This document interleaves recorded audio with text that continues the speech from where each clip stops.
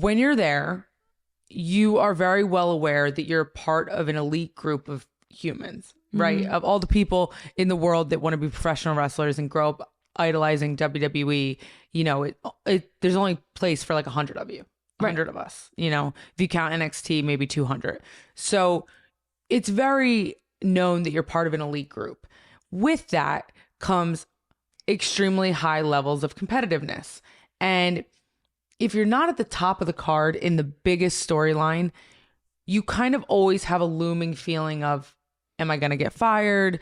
Am I not doing enough? Am I not over enough with the fans? Like you just always think like, am I going to lose my job one day? And it's scary because you are making a significant amount of money, more than most of us were making prior to going to WWE. You know, a lot of us were broke, living the broke life before getting our contract into WWE. So it's like a life-changing experience. And no matter if you're there for 3 months or 10 years, you kind of always have this looming feeling of like, when is my time going to come to an end? So it's like living with anxiety over. You do. Yeah. And, you know, just like any other industry, there's the natural mind game that comes with being in that. Like, you know, one week the writer will call you and be like, hey, we're going in this super cool angle with you and the champion, and it's going to lead to SummerSlam, blah, blah. And then the next week you get to TVs and they're like, oh, actually we changed our minds. Yeah. And then that leaves you with the pondering thought of like, well, why did they change their minds? Right. Did I not do good in my last match? Was my last promo shitty?